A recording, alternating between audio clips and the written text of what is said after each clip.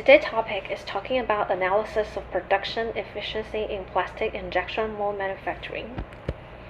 And here's the resource from the sciencedirect.com.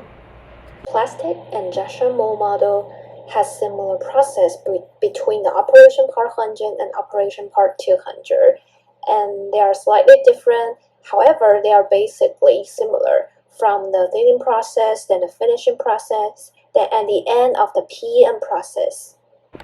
The first one is discrepancy in production time and expected time for each model.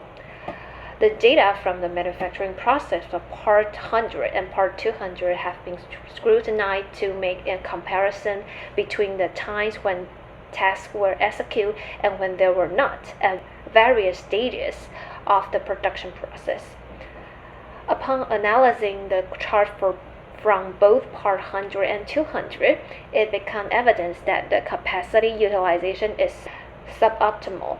This is indicated by significant disparity between execution time and non-execution time.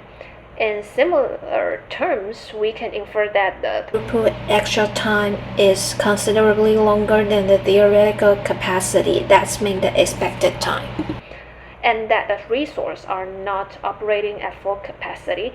So it is important to investigate whether this issue is rooted in resource breakdowns, preventive maintenance requirements, or challenges related to the setup process. Look at this chart, we can determine the capacity utilization of the process. This analysis revealed that the Part 100 bottlenecks occurs at the CNC finishing axis, and it requires over 100 hours to complete the parts. Similarly, for the Part 200, the bottleneck is also identified at the CNC finishing axis. Once we identify these bottlenecks, it is essential to address them to optimize the production process. This may involve increasing the capacity of the resource in the bottleneck stage or extending the working hours to reduce the workload on the identified bottleneck. And we can make the assumption that the parts enter the process at a consistent rate.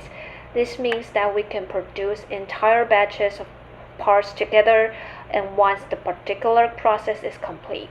Like the CNC finishing axis, we move on to the next step, like the CNC mile finishing.